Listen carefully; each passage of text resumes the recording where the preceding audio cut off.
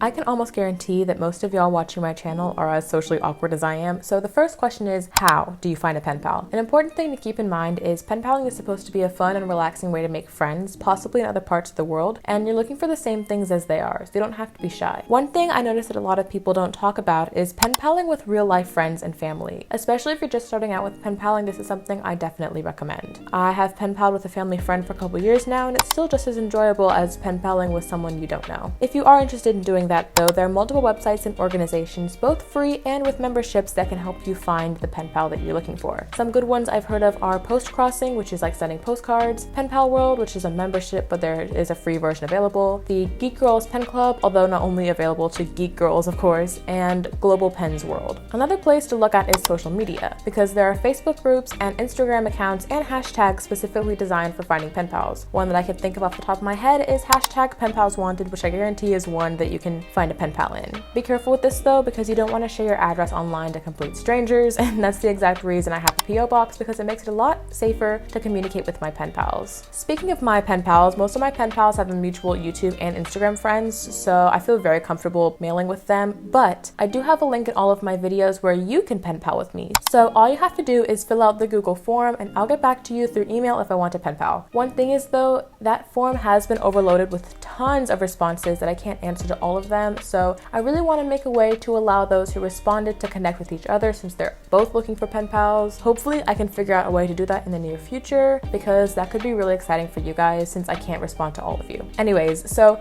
let's say that you have someone to pen pal with and you have chatted with them for a little bit to get to know them. The next step is to think about writing the first letter. Now, this can be a daunting activity, I know. Like I said, we're all socially awkward here, and there are always questions like, what do I write, or should I add the stickers, or will that pressure them? But just remember what I said earlier, you don't have to stress, because both of you guys are looking for the same thing, just a new friend and a way to correspond with people and also be creative. So I promise it's not as intimidating as you think. But the most important thing I can tell you is focus on the letter. Getting to know the person is the goal. So start by introducing yourself, your hobbies, the friggin' weather, honestly, just to get comfortable with pen paling at first before you dive into like philosophical theories or whatever you guys talk about in your more long-term pen pals. Since we are about halfway through this video, make sure you go and subscribe down below, because I am all into bullet journaling and pen pals and just being creative, and you don't want to miss my next video. Even if you just write a letter to them, that is totally okay, and honestly, like, kind of where pen pals originated. But some person decided to be extra, and now a lot of people like to also add some other goodies, which don't feel pressured to add if you don't want to, but here is a list of some things that I like to sometimes include in pen pals as bonus goodies or fun little treats. So you can add question boxes, answer boxes if they sent me questions, currently reading, watching, or listening to, recipe cards, stickers and washi tape, of course, ephemera,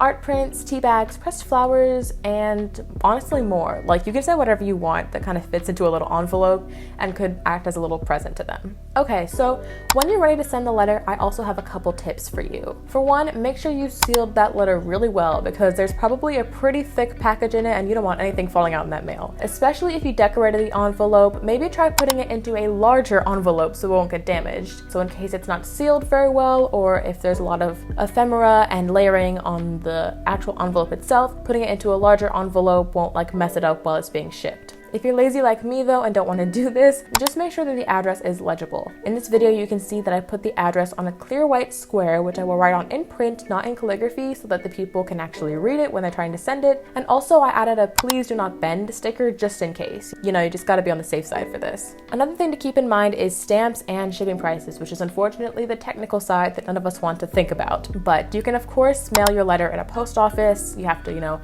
weigh the letter and know how much to pay for it. But personally, I just buy postage stamps, so it's important to know how many stamps you need, especially if you're mailing internationally. Usually I just Google it, but for reference, I live in America and I need 3 Forever USA stamps to mail to my pen pal in Portugal. It will definitely vary per country though, so make sure you do your research, because you don't want to be that person whose letter gets sent back to them because they didn't put enough stamps on it. Speaking of which, put your dang return address on your pen pals, because you don't want that pen pal getting lost in the mail after spending hours of work and effort trying to make it pretty pretty through your pen pal. I am by no means a pen pal expert, but I have been doing it for a couple years, so hopefully I gave you some good tips. Comment below if you pen pal or if you're looking to do it in the future. Again, the link to pen pal with me is always in the description boxes below. If you're planning on making a pen pal soon, however, make sure to watch this video first, because in it I explain some of my stationery favorites and regrets, and it will definitely help you make your pen pals super pretty and aesthetic.